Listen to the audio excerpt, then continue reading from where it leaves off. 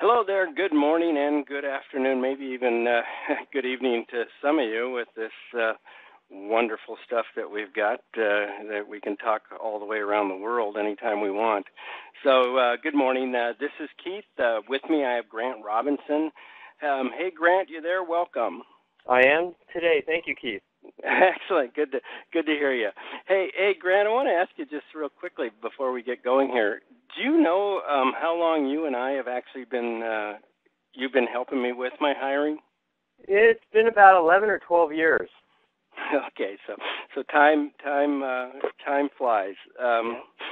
So, at American Retail Supply, when we first started using Grant, we had around 60 team members. So we had quite a bit of coming and going with 60 team members. You have some come and go every year. And one thing I want you to make sure and understand here is that in that whole time that we've used Grant in these 11 years, the only hiring mistakes that we've ever made are when we hired someone that Grant told us wasn't a fit. So in other words, when we didn't take his advice. And you're going to hear that word fit a bit as we go along this morning, about 45 minutes we're going to take here. Whether you're at a total of 80 team members like we were back then between our various businesses, or if you're at 12 like we are now, I just absolutely would not consider hiring anyone without using Grant. By my calculations, and Grant systems also, excuse me, by my calculations, the cost of a bad hire is somewhere around 100 times the cost of using Grant services. So for me, it's just a no-brainer. Now, I want to make sure you understand this is not a pitch fest this morning. You're going to get a lot of great ideas, whether you ever should decide to use Grant or not. So don't worry, you don't have to use his services to get a lot out of our time this morning. And the other thing is that Grant's got some great resources when we're finished here. So make sure you stick around and find out those resources. They're absolutely free. I want to tell you about the first time I used Grant. We were looking to hire somebody in sales, and my sales manager was not interested in this at all. We made plenty of bad hires back then, but she still thought that she was pretty darn good at reading people, and bad hires just come. Finally, I just told her that we're going to give this a try, so she had no choice but to go along with it.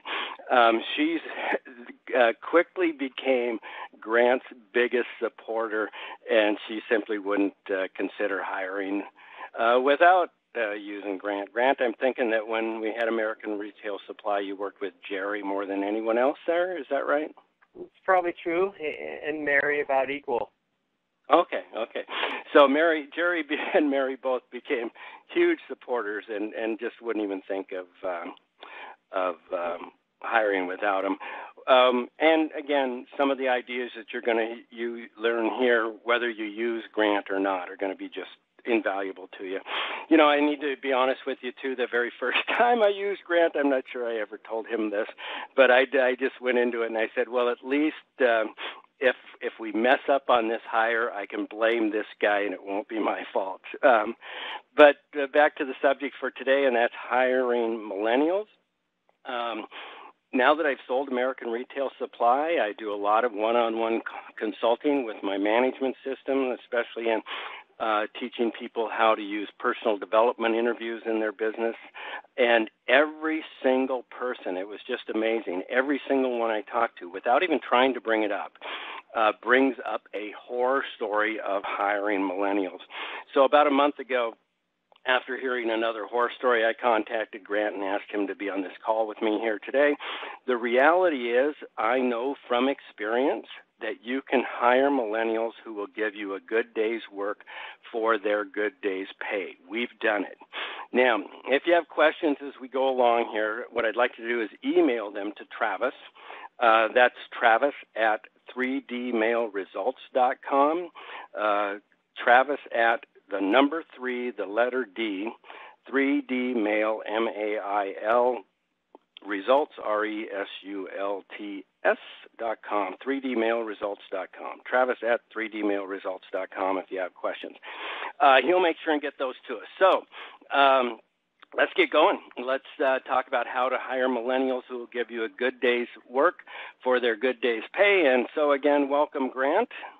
Thank you. Good. Hey, Grant, so tell us a little bit about your journey in regards to becoming an expert on hiring. Where did that come about? I would say it started, I always tell the story when I was really young, probably my second job. Okay. I was 16 years old. My first job was cleaning the meat department at a grocery store from 9 p.m. until 12 p.m., midnight, after baseball practice every night. Okay, I gotta tell you, my first job, 16 years old, I got it the day I turned 16. I was a box boy in a grocery store, and we had that cleaner back there in the meat department, and he and I got to be pretty good friends, actually. So That's interesting. I don't know if I've heard that before. Go ahead. No, I don't tell too many people. But then my second job, one of my friends rescued me from there, and I got a job at a fast food taco restaurant, a big one. And I guess I went in there. There was a manager that hired me, and everyone respected the guy. He was great. There was lots of productivity, great teamwork. And after about 6 months, that guy went to a different store, and they brought in a new manager. And everyone disliked that manager. Everyone quit. There was fighting. There were problems. And sooner or later, well, my best friend quit. I stayed there because I needed money to pay for golf and my car gas for baseball. So, but I just learned early that, hey, there's a big difference between what a good manager can do and a bad manager can do it, and it affects the whole team. And so I went to college, and my sophomore summer, I was playing baseball, so I needed a job, 9 to 5, get off work and go play baseball every night, and not work too hard the days I was pitching. So I took my resume. I went from company to company down in Portland. I just dropped off a resume hoping somebody would call me back. And someone did. It was a nut and bolt warehouse. So I spent 8 hours a day boxing up nuts and bolts and shipping them all over the country. All right. And it was a really fun job. And about halfway through the summer, this guy showed up in his motorhome. And he parked in the back, and for 2 weeks, he interviewed every single employee and manager at the company about how to improve productivity. And that's when I realized, wow, somebody can do this for a living. You can actually be hired by a company to go in there and help them fix their systems, listen to people, ask questions, and help them improve. And so that was my sophomore summer in college. I went back to school, changed my major, and graduated, got a job with a consulting company, worked my way up in a couple other companies, but always realized there's always a boss telling me what to do. There's always a cap to implement my ideas. So at 27 years old, I quit my job. I had good credit at the time. I took out a credit card and started People Values, and that was 18 years ago. I'll be darned. A great story. I think some of us can relate to that about maxing out your credit cards and starting your business. So good, nice. I like that.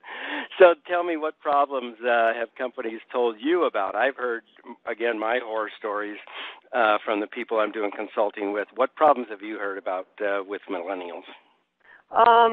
Well, a lot of them, I mean, some of the things that you read and a lot of the things that my clients tell us is when they hire them, younger ones, so millennials are anyone born, say after 1977, 1980, who became eligible to work after the year 2000. That's why they call them millennials. They used to be called Generation Y, and some of them are called the entitled generation. That's another term for them. And so that's what a lot of people say. They say they seem entitled. They seem like they deserve a job. They really want a job. But a lot of my clients say they don't really want to work in their job. Yeah, and, one of the ways I describe it is they come in and they think they get the corner office on the first day.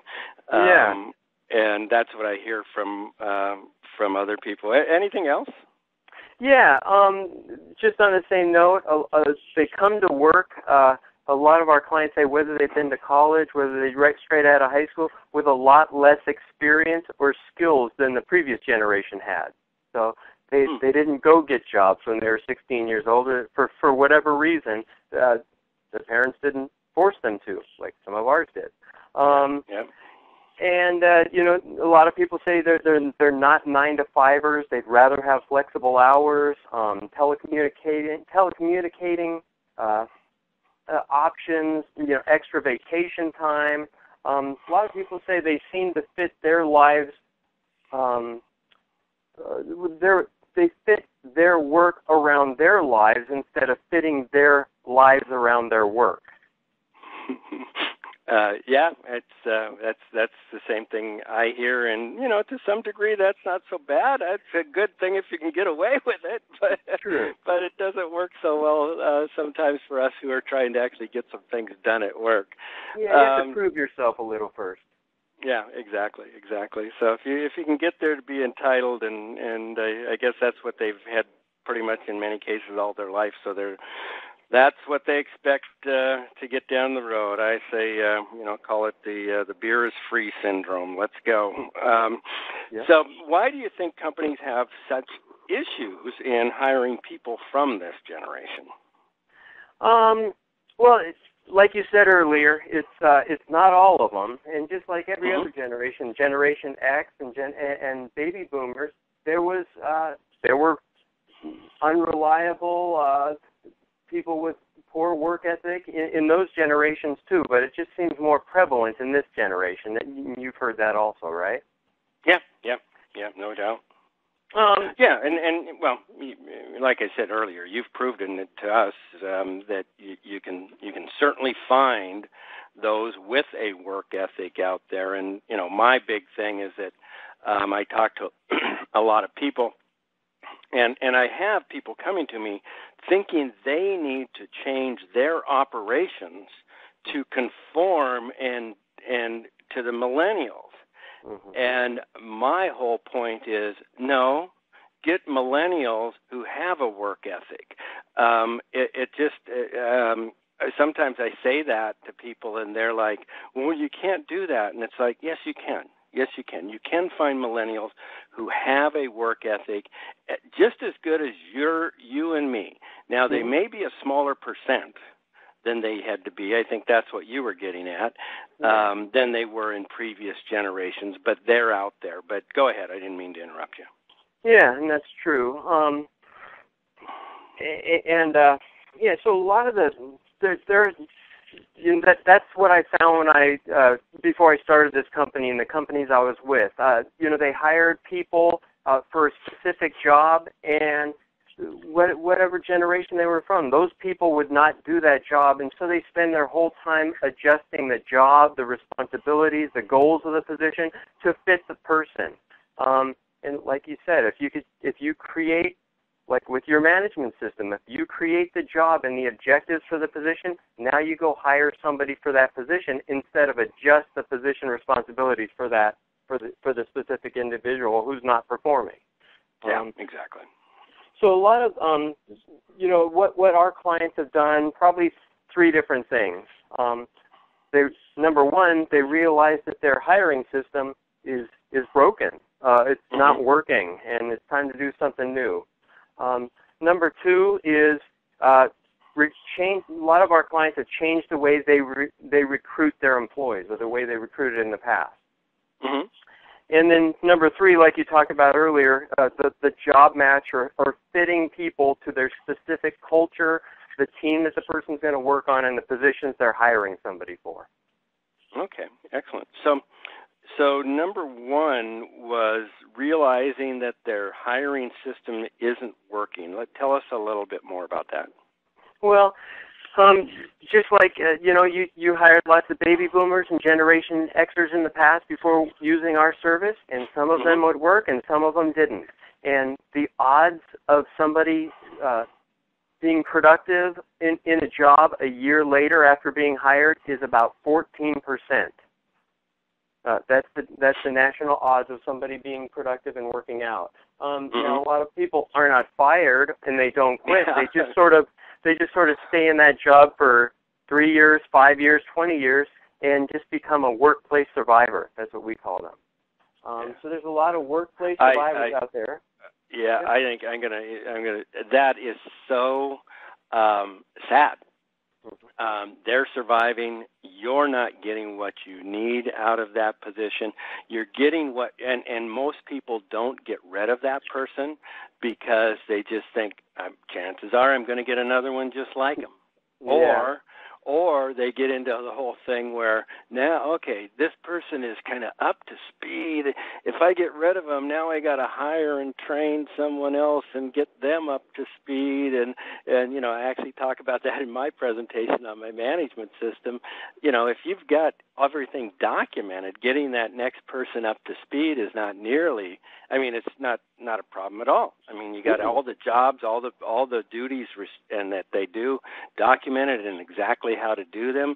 You get them up to speed in no time. But I just think that's just critical. That and one of the huge things that I saw when I started doing, number one, having everything systemized so that we could get somebody in, get them trained, get them up to speed in no time, and then number two, making sure that we hire the right person in the first place by using you. That's when the productivity in our business, especially at American, again, that's where we've used you the most, at American Retail Supply, just went through the roof. And that's why we were able to sell that business for millions more than similar businesses, because of hiring the right people in the first place and then having the systems in place so that we could then, if someone did leave, we could get somebody else in right away, get them up to speed. We weren't afraid to get rid of just okay people.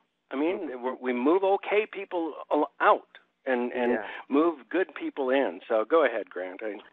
Yeah, and people don't move. You just like you said, they don't move the okay people out because hey, they've been good for 2 months, and maybe they're finally gonna produce in this position. Then all of a sudden you have 1 or 2 bad months for whatever reason. They're not getting along with someone on their team, or there's a personal problem, or whatever it is. They're not producing, and so but those 2 months were great.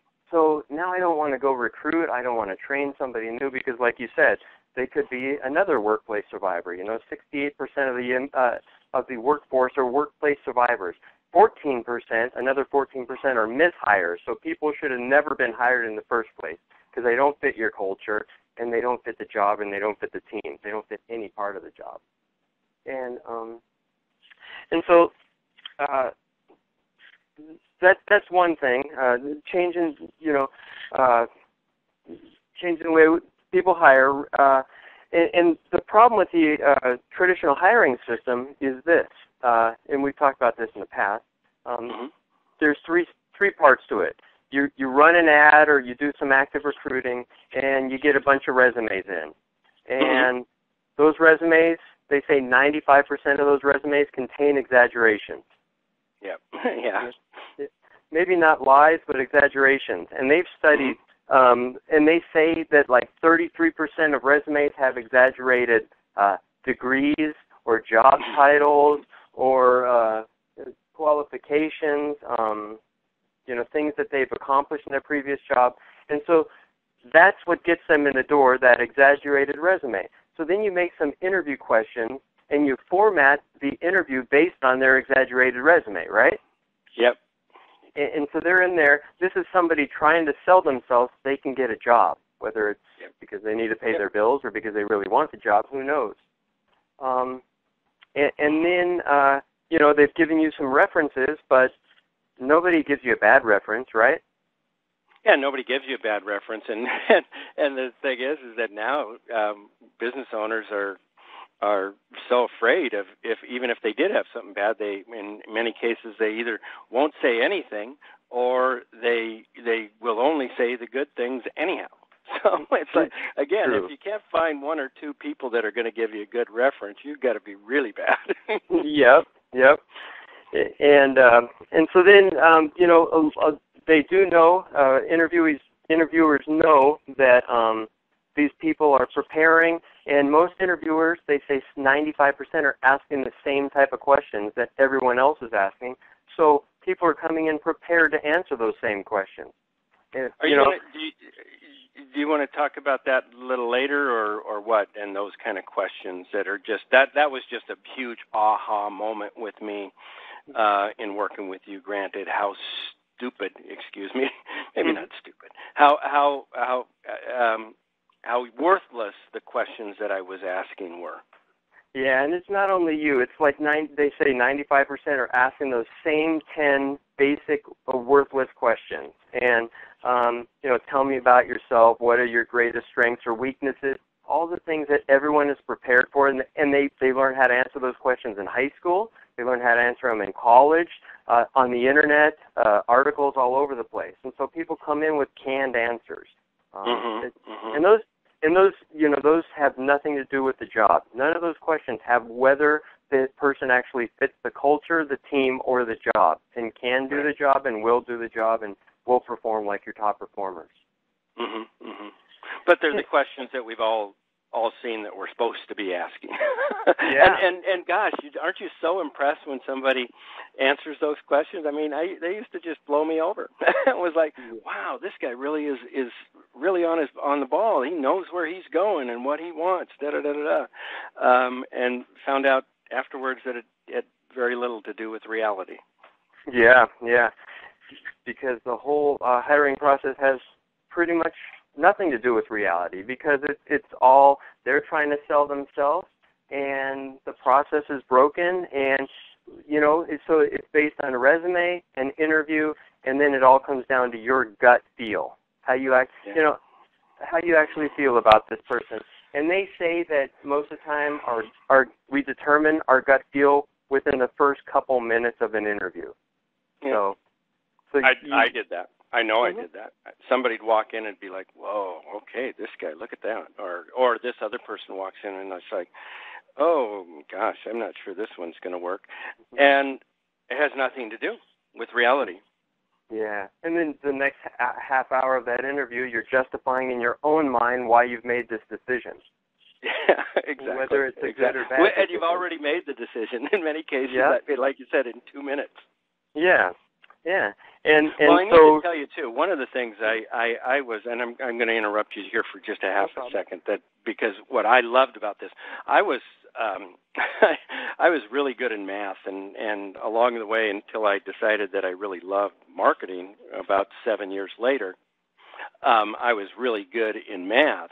So what I would do is I had all of these math majors, and I was very much into objectivity. I liked proving things. I liked math. I liked science. I liked all of that kind of stuff. And then when it came to hiring, I was doing the exact opposite. Everything that I was doing was subjective. It was all based on feeling and gut and these questions that make no sense whatsoever.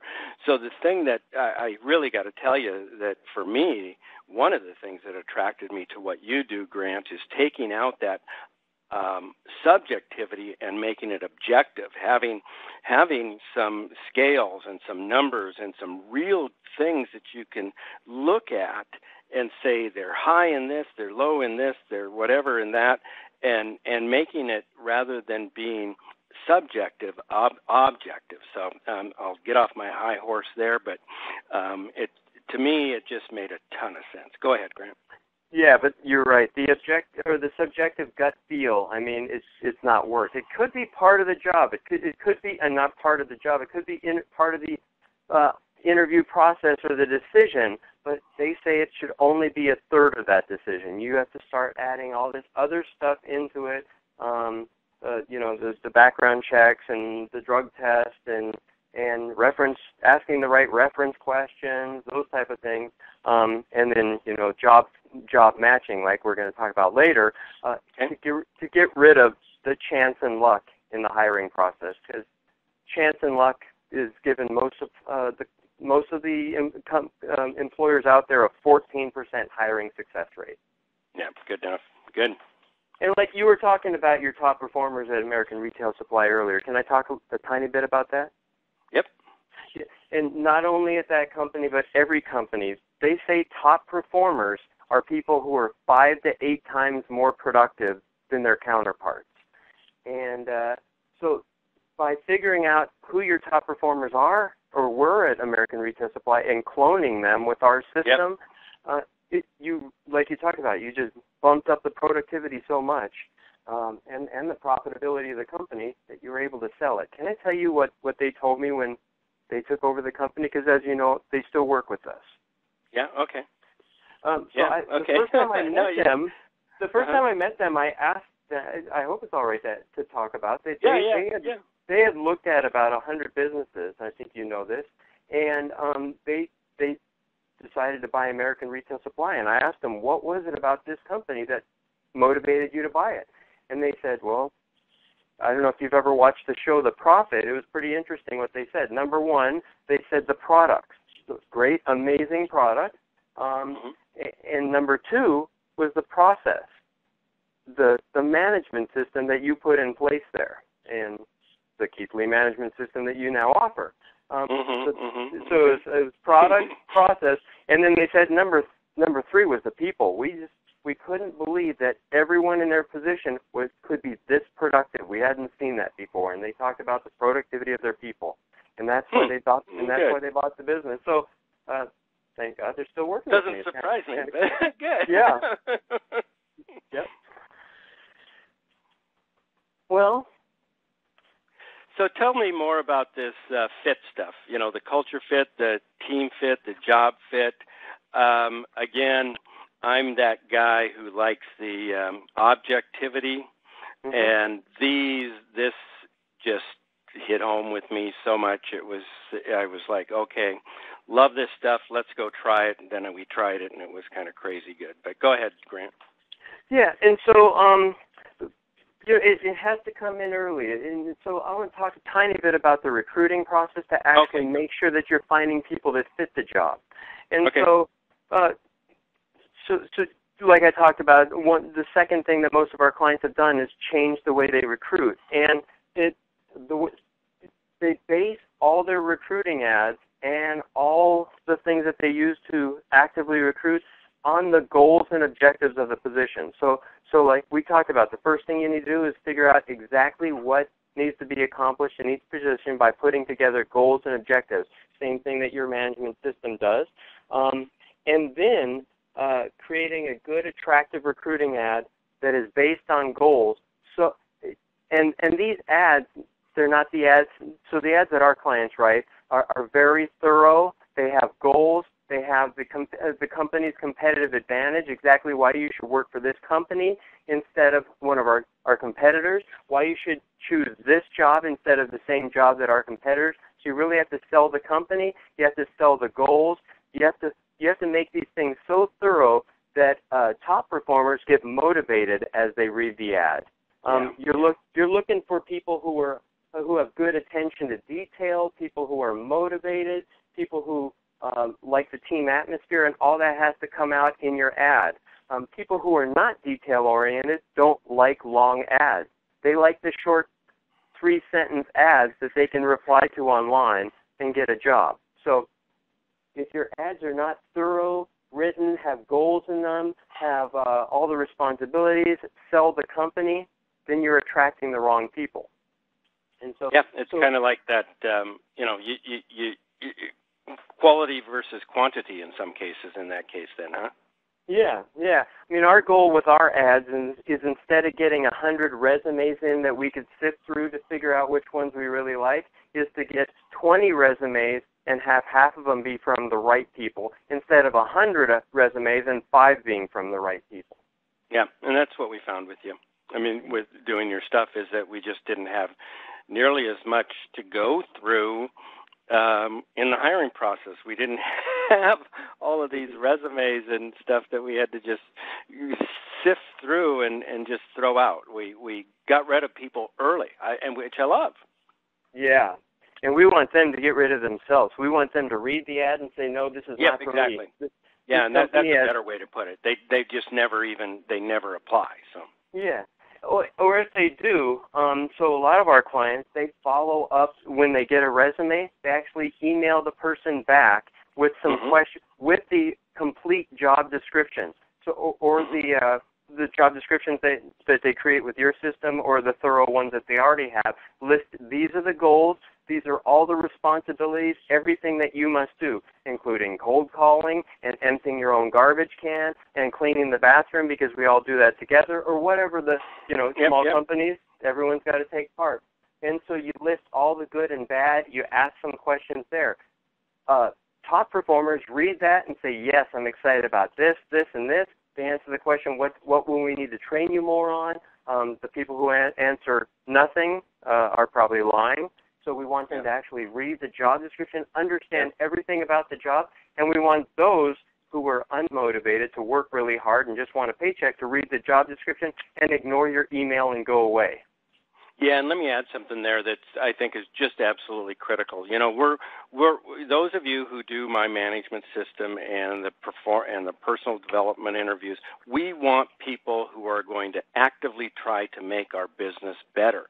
So in that first email that goes back to them, we talk about not only that job description and that type of thing, but we talk about our culture.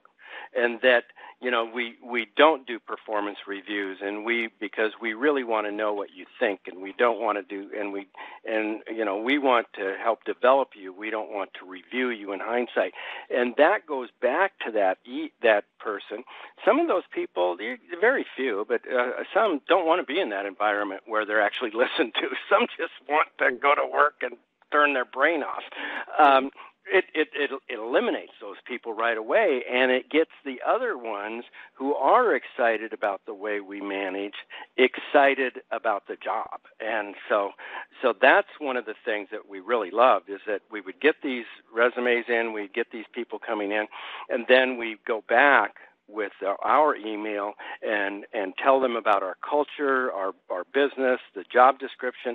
Then we ask them to answer a few questions that are not difficult. They're easy. I mean, we're not looking to trick anybody at this point, or at any point for that matter. But we ask them a few questions, and if they don't bother replying to that, that's fine. We've weeded them out. They're the wrong person. True. And so that's part of our client's process, and yours too. Just weed them out. Let them weed themselves out by not replying. And when they do reply, then we reply back to schedule a phone screen. Where they, whether they're calling us or we're calling them, we schedule a time, and if they're not at their phone at that time, they've weeded themselves out even more. So you're weeding people out the entire process until you get down to interviewing and then taking the next steps of the job fit. But if you're asking a question and they don't bother to answer that question when they come back, or they go off in a whole different tangent, that's likely somebody that you're going to weed out also. So yeah, and you can do that with better questions that they're not expecting. And no kidding. Yeah, and you talked about some of the, there's going to be some free gifts afterwards. One of them is a bonus report with a guide. Well, it first got the 10 questions that you should never ask, because those worthless questions that we talked about earlier that everyone's expecting. And then it gives you a guide to creating job fit questions, to making sure that they actually can do the job and will do the job and perform well. Perfect. Yeah. And so a couple other things, just while we're on recruiting, before we go into job fit, a lot of our clients have, you got to realize this. I don't know, we've talked about this before, about, do you know what % of top performers come from passive recruiting? So passive recruiting are, classified ads, online job boards, or headhunters or recruiters. Do you know what %, Keith? Of top performers? Yeah, top performers. No, I don't, but I would bet it's really low. Yeah, it's 10%. Yeah. Okay. Yeah. And that's the way that most companies out there are recruiting right now. So they don't have a good ad. They're attracting the wrong people, and there's only a 10% success rate by using online job boards for hiring top performers. Now, there are exceptions to the rule, and people have gotten lucky, but again, we don't want to depend only on luck. Yeah. So that's pretty much it on recruiting, unless Travis has any questions from anybody. Trav, you have any questions there yet? Okay, good enough. Hey, let's move on to the culture. Hear. Okay, good. Any questions yet? All right. He says this comes from Kevin Weir. He says not enough millennials are entering the trades, and thus it's becoming extremely difficult for construction companies to hire. What have you found the best strategies for construction companies to attract those millennials who are currently in the trade? That's a good question. And, I mean, the thing about the millennials, they say, is this is the highest educated generation ever. So they're all going to college to get some sort of degree in, literature, poetry, whatever they're But like Kevin asked, there's not a lot of people going into trades. And so our clients around the country in plumbing, construction, roofing, they can't find people who can actually do this unless they change the way they recruit. You can't find those. You're not going to find those people online. You're going to find those people at trade schools. And so you need to, one of the things that a lot of our clients do is they build relationships, partnerships with the local high schools or colleges or community colleges, training their future top performers. And it's not the career development center because those people are just hourly wage people. You actually have to go in with your really good, thorough job description and go meet a professor or a dean of a college and say, this is our company, these are our standards, these are the type of people we're looking for. Can you give me 3 names of people that I can reach out to, or you connect me with those people? You actually have to go out to colleges, and that's how you find the right people you're looking for. You're not going to find those people online. And if you do, it's going to be based on luck. Of course, there's other ways. So in some cases, you almost become the trainer for them too. You're looking for people that may want to fit in what you're doing here, and you end up doing a bit of the training in some cases too. Then, huh? That's true. Yeah. Or you create some sort of internship program where exactly. You're even, hey, this person fits the job. They've done a good job this summer. We've assessed them and they fit the benchmark. We're going to set up a 3-year internship, help them get through college, and then when they graduate, they're going to work for us. Yeah. Kevin, I feel for you there, by the way. I just think it's absurd the way we're obsessed with college degrees and the trades. There are so many, I hear it all the time, there are so many good jobs in the trades that are just going unfulfilled because of this ridiculous obsession that we have that everybody should go to college. It's absurd, yeah. But and about a third of our clients are in construction and engineering. Really? And they're finding and they're recruiting and hiring and attracting the right people, but they've had to change everything they did in the past. Okay. Well, Kevin, you may want to get in touch with Grant when we're done here too, get some other ideas too. But anything else, Travis, you want to throw in here right now? That's it for now. Okay, good. Let's move on to the culture, the team, and the job fit, Grant. All right.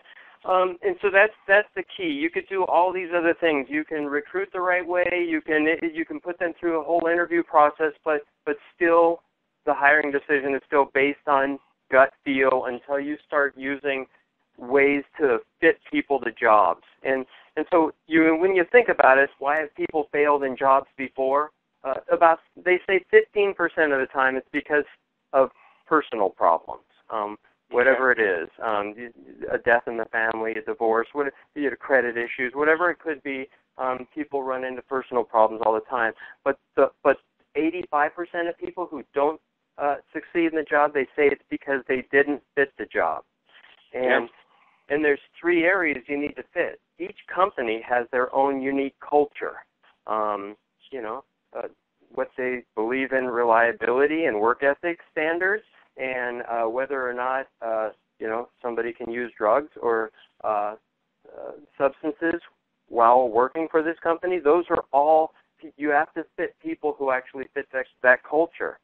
And each team has their unique fit also. Some teams are highly sociable and some teams are lower on sociability. So hiring somebody with really high sociability on a team with 6 people who are not very sociable and like to work on their own and are very productive and don't need to chit-chat, that other person's not going to work out with the team. So teams have their own culture and fit also, and then each job requires, and as you know, we use a job fit assessment.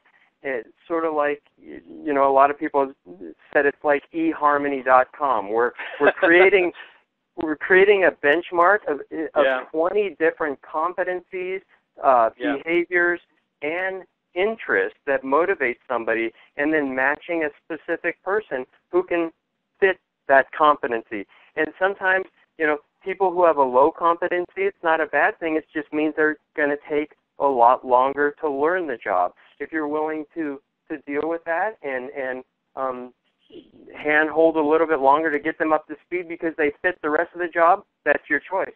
And then there's some people who have too high of a competency, who are not going to feel challenged in the job, who are going to start creating spreadsheets and things like that when they're not required in the job. So you have to have the right competency fit. You have to have the right interest fit. Yeah. And they say there's like 6 interests that are very important.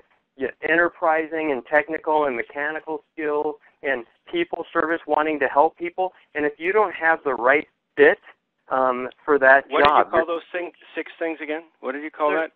They're called interest, okay, occupational interest fit, And there's 6 of them that psychologists have determined, and each job you can actually, by assessing top performers, you can build a benchmark for exactly what you're looking for, what the traits or the interests of your top performers, to make sure the people you're hiring are actually interested in helping and serving customers and improving your customer service. And actually, they say 50% of the people in sales shouldn't be in sales in the first place because they're not enterprising. They don't really like persuading people or presenting plans or selling or leading people to do something. Right. So interests are very key. And then they say there's 9 behaviors that are important to each job. Things like energy level or pace, independence, decisiveness, sociability, like we talked about. So all these things, each job has a specific level of behavior that somebody needs to accomplish the job, fit the rest of the team, and produce. Yeah, and what just really struck me when I first learned about this from you, Grant, was that there isn't a good or a bad. There's not a good. There's not a good interest fit person for every job. There's not a good behavior fit person for every job. It depends on the job. The person who is going to be good at accounts receivable has different interests, different behaviors than the person that's going to be good in the warehouse, or the person that's going to be good in customer service, or the person that's going to be good in sales. It's just different. They have different interests. They have different behaviors. And when you can get that behavior fit and that interest fit of the person who the candidate that you're looking at to match the job, you're home. You're home free. For instance, give me like a behavior fit. What's a great behavior fit percentage, Grant? Well, they say above 85%, but you got to look at the whole picture, because you could score like a 95. We've had clients who have matched people to the job, and we realize, okay, this person's a 90% fit to the job, but we've determined that energy level and multitasking ability and pace is one of the key components to this job, because all the other top performers are 7s, 8s, and 9s, and this person's a 2. So even though they're 90% to the job, this is an area that you're going to have to constantly manage this person to get more done.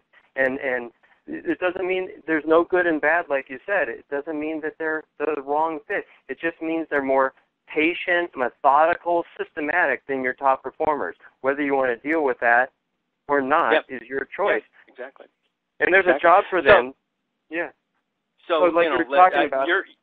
one of your things that I hear you saying, and I think I've seen that before, is that, for instance, even if you have somebody who's a 90% fit, which is a great fit, if they are way off in just one area, sometimes that can be a big red flag to either not hire them or to make sure you understand that you're going to have to nurture this person in that area. Is that right? Yeah, it's either not hire them, to spend more time coaching, managing this person. That's why you need a good management system for this person to give them all the things that they must do to accomplish the goal. Or number 3, build benchmarks for all the positions in your company so you can fit them to a job they better fit. Let's go back to what I'd never thought of this before, but you guys can go back and find her name based on what we talked about before. But our sales manager, for instance, Grant, that we had. Now, I hired her long before we had this. And we actually did go back and we did the assessments for everybody we had, on our staff, like we did Grant. But one of the things that I would have seen in the assessments with her is that her numerical ability was not that great. I would have seen that. And I would have had to then make a decision of whether I'm going to live with that or not, or whether I'm going and what I'm going to do. And the reality is, with her, I would have been stupid to not hire her just based on that. But I also would have known right up front that, hey, I'm going to probably have to question this person when it comes to giving me numbers once in a while. And, for some of you that have seen like our situational behavioral graph that I use in our management system, she was in an empowered area in almost everything she did, except for when she gave me numbers, I had to make sure and not just accept them at face value. That but I learned that over time, whereas in your assessment, I would have more than likely known that right up front. But that's the kind of thing that it just blew me away on this, is that, they're, I don't know, a great, if somebody's really, really smart in every area of their life, well, this job may not be right. It's like, oh, let's hire that person. Let's hire that person. Let's hire that person. Well, no, the job is maybe not right for that person. They're going to get bored at this job. Yeah, can they do the job? Of course. But they're going to get bored, and they're going to want to move on to something else, and it's not a fit. Yeah. And there's no other system where competency is, where you look at competency and you understand if somebody has the competency or too much competency or too little. Too little means it's going to take more of your time to train this person, either verbally or numerically, whatever the assessment tells you. And if they have too much, like you said, they're going to feel unchallenged in the position. Right. And it's a key thing, because a lot of clients, whether millennials or any generation, they hire somebody, or when they come to us, they say, a lot of my staff is like incompetent. They cannot do the job without me hand-holding and continually training and reviewing their work, because there's no way to measure competency unless you're using some sort of a job matching tool like ours. Yeah, and I have to tell you this story. You know the story, Grant. But this is a great story of how you can really find out about somebody and their real strengths, not just what they tell you in the interview and what they want you to hear, but you can find out what their real behaviors are and their real interests and their real strengths before you ever hire them. And I had an opening in the warehouse a number of years back, and a shirt-tail relative of one of our team members there had a guy who had to move from Montana to be close to Children's Hospital out here in Seattle. He had a newborn baby with a heart issue. So they had to move out here from Montana. And he needed a job, any job. I've got to put some food on the table. So we brought this young guy in, and we put him through your job match for the warehouse. It was like, and he came back as an absolute terrible fit for the warehouse, because he was going to get bored stiff in the warehouse. It's not something that was going to be something that he could do forever and ever and be satisfied with it. But we looked at the assessment, and we said, oh, my gosh, this guy could do a lot of other things. The biggest one that we looked at was like, when we have a sales position open up, this guy's going to be the guy who gets it. I mean, we're moving him there right away. Now, again, typically we wouldn't hire that guy for the warehouse, but we went back to him and we said, hey, you're not a fit for this job. It's not at all. But we know that you're a fit for other jobs that are going to open here in the future. If you go back there and do a great job, I'm sure that we're going to have something open up here before long that you're going to be a great fit for. 3 months later, we had a purchasing position open up, and we're like, Jonathan, there you go. 3 months after that, I said, okay, this guy is really good, and I need somebody to help me out in marketing. So I made him our director of marketing. Now, that's not necessarily why. We didn't get our warehouse guy there long term, but we got a really good team member. And we would have never known that without your assessments that we did with Jonathan. And I don't know if you remember, well, I'm sure you do, each time that a position opened up, you would email me and say, can you compare Jonathan to this specific benchmark? Exactly. So we knew exactly how he fit the next benchmark, and each job he took, he was a better fit towards or to. Exactly. He wasn't a perfect fit. He wouldn't have lasted in purchasing either forever. But it was a better fit than the warehouse. Plus, for us, we knew we were training him long term. We were training this kid to, and the more he knew about the total operations of the business, the better. So purchasing opened up, and then, like I said, 3 months later, I'm like, okay, this guy knows. He's going to be my assistant when it comes to marketing. I was the marketing guy, if you will, in the business. He became our director of marketing. So it worked just wonderfully for us. True. Good. What else do you want to talk about when it comes to this culture, team, job fit, interest, behavior? Not much. I mean, I'd like to just refer people to the video if they're interested in learning more. It's completely different than anything you've seen before. We talk about an assessment, and when I say when I say the word assessment, people get scared or worried because there's actually 2,500 business assessments on the market, and the Department of Labor calls like 90% of them gimmicks. They either don't ask enough questions and they aren't reliable. They can be beat, and that's why they don't work. And a lot of companies out there have tried assessments that just don't work. This is the one tool called the Total Person Assessment by the Department of Labor. It's actually the only tool that is created for hiring. Most of the tools on the market, where it segments them into a segment of the population and says, well, you are this letter and other people with the same letter are this way. Those tools were not even created for hiring. They're great tools. The good ones are great tools for understanding the people on your team, understanding the people in your business, so you can give them the right roles and put them on the right team. And that's what they were created for, but they were not created for hiring. Job matching tools were actually created for hiring. Yeah, that's huge. I mean, we've done the DISC, D-I-S-C. Yeah. We've done the DISC. We maybe did some other ones in our business.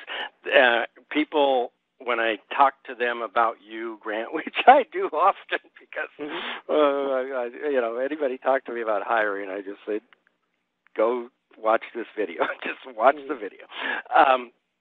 And they'll say, oh, that's like that DISC stuff. And I'm like, no. No. I mean, that's a one. You're putting them into one of 4 different groups and determining whether they're good for a particular job based on that one of 4 different groups. We're looking at how many interest fit things are we looking at here, Grant? Again, 6, right? Well, there's 6 interests, 5 competencies, and 9 behaviors. So like 20 different things that all have a set range that you're looking for to depending on the position, and that's what's critically important here. If you've got Well, I'll just take one off the top of my head. Tell me where I'm wrong here, though, too, Grant. But you get somebody who's doing accounts payable all day and sitting at their desk doing accounts payable without a lot of interaction, but yet they're extremely high on the sociability index. It's like, okay, this person's going to be always looking to get away from their desk talking to somebody else. Is that what that kind of thing we're talking about? Yeah, true. Or they're going to trap your clients on the phone when they get them on the phone. No, this accounts payable. This is the vendors. So I didn't know this. Vendors. Yeah. so again, they're going to trap our vendors on the phone when they get them on the phone. What's another one of those? Just quickly before we leave, what would be somebody pick any one of those behaviors and one of the talk most about interesting. Go ahead. Yeah, one of the most interesting behaviors that it looks at is it's called outlook or attitude. It used to be called attitude. They've changed it to outlook. So is this person a high outlook? Is somebody who's optimistic? They're trusting of other people. Somebody on the lower end is more pessimistic. They're more vigilant. They're not just going to trust somebody's word. Sometimes they don't delegate as much. And most of our clients, they're top performers, like the benchmark we built on sales. For sales, we have people who are lower in outlook and attitude. And it's a combination of other things, but a lot of top performing salespeople, when they're told, hey, this sounds really great, and I think we need this, and let me give you a call next week. The high attitude, high outlook person hears we need this, we like this, we'll call you next week. The low attitude person says, okay, somebody's told me this before, they're going to call me next week. I don't trust them that they're actually going to call me. I'm going to move towards a sale today. And so the outlook thing it's an interesting one for sales and even management positions where a lot of top performers, and once we start building benchmarks for companies, they realize that, hey, we've always been looking for upbeat, optimistic people, but really our top performers are a little more pessimistic and less trusting of people. That is, yeah, I could see that in our salespeople. Mm-hmm. So that's great. Hey, one last chance to email Travis at 3dmailresults.com. Travis at the number 3, the letter D, mailresults.com. If you have any questions, I'll let you have a second to type your questions there.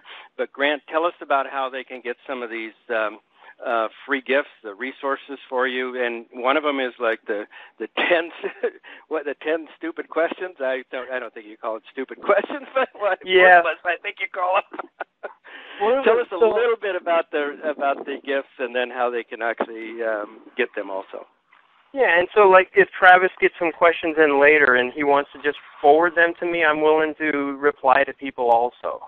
Okay, good. A lot of the questions I bet people have are going to be answered by watching the 12-minute video. Give us that URL for that, just so that we get it a couple times here before we're done. Let's see. That one is hiringbestpractices.com. I better make sure that's right. Just hiringbestpractices, plural.com, correct?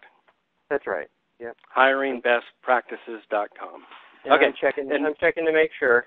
And so there's a 12-minute video there. If they watch the video, they're going to get some free gifts. You can even try out the job matching tool for free. Okay, cool. Cool. Wow. You can build. You get our system of building a job description, or not a job description, but a recruiting ad. The type of recruiting ad that we talked about. These recruiting ads that actually attract top performers.